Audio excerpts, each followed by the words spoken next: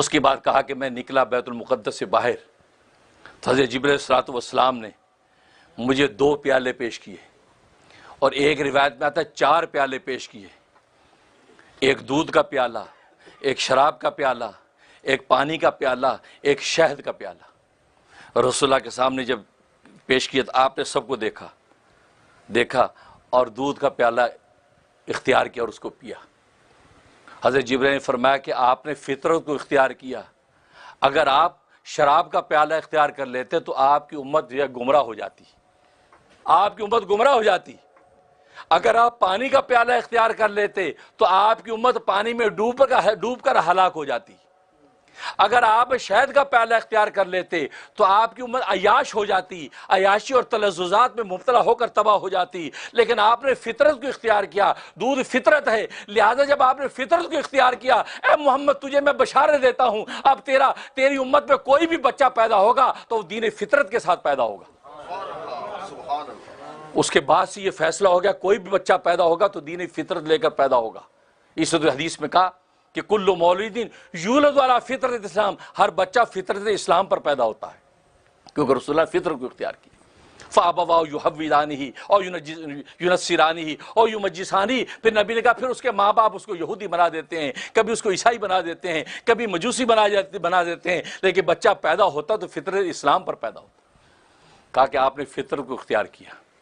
اس کے بعد وہاں سے باہر نکلے ہیں، اب عروج کرنے لگے ہیں۔ کہا کہ میں جیسے باہر نکل تو بیت المقدس پر ایک سیڑھی لگی ہوئی سیڑھی، اور وہ سیڑھی فرمایا اتنی حسین و جمیل سیڑھی، کہا کہ میں نے ایسی سیڑھی، اس کا حسن و جمال فرمایا میں بیان نہیں کر سکتا، نبی خود فرما رہے ہیں ناقابل بیان اس کا حسن و جمال، ایسی سیڑھی۔ ایک روایت میں آتا ہے کہ آپ اس سیڑھی پر کھڑے ہو گئے اور وہ سیڑھی خود چل رہی تھی، جیسے کہ آج کل سیڑھیاں خود چلتی ہیں، آپ سیڑھی پہ کھڑے ہو جائے سیڑھی چل رہی ہے، فرمایا سیڑھی پہ میں کھڑا ہو گیا سیڑھی خود چل رہی ہے۔ اور ایک روایت میں آتا ہے کہ آپ براق پر بیٹھ گئے، براق اس سیڑھی کے اوپر چلتا چلا گیا، اس لیے کہ اس سیڑھی کو اللہ تبارک و تعالی نے ایک طرح کا ٹریک بنایا، جیسے آج ہوائی جہاز بھی اگر اڑتا ہے تو ایک خاص ٹریک اس کو ملتا، اس ٹریک کے اوپر اڑتا، بالکل اسی طریقے وہ ایک لطیف اور روحانی ٹریک اللہ نے بنایا، اس سیڑھی کے اوپر براق اڑتا ہوا گیا۔ اس کی نظر آسمان اول پر پڑی تو پہلے آسمان پر نظر جہاں پڑتی تھی وہاں اس کا پہلا قدم ہوتا تھا، لہذا براق جب اڑا ہے تو پہلے آسمان کے دروازے پر کھڑا تھا۔ دروازہ کھٹکھٹایا، اندر فرشتے نے دیکھ لیا، دیکھنے کے بعد کہا کون؟ کہا کہ جبرائیل ہوں۔ کہا تمہارے ساتھ کون ہیں؟ کہا کہ محمد ہیں۔ تو فرشتہ کیا کہتا ہے؟ یہ خود آئے ہیں یا بلائے گئے ہیں؟ خود آئے ہیں یا بلائے گئے ہیں؟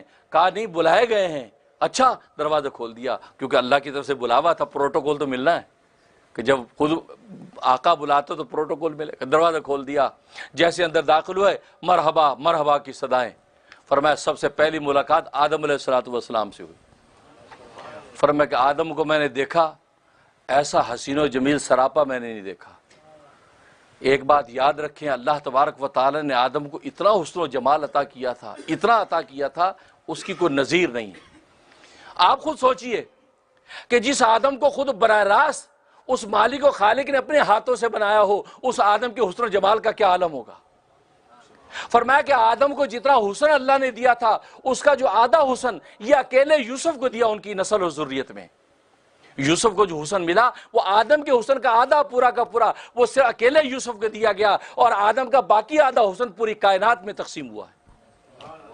آدم اتنے حسین و جمیل، اور یہ آدم واحد ہیں کہ جن کی داڑھی نہیں تھی، اور نبی پاک فرماتے ہیں کہ جنتوں میں کسی کی داڑھی نہیں ہوگی، صرف آدم کی داڑھی ہوگی، کہ دنیا میں داڑھی کے بغیر رہنے کا مزہ لے لیا، اب جنت میں داڑھی رکھنی پڑے گی، اور آپ دنیا میں داڑھی رکھ لیں تو بھی جنت کے اندر بغیر داڑھی مزے کریں گے، کیونکہ جنتوں کی داڑھی نہیں ہوگی۔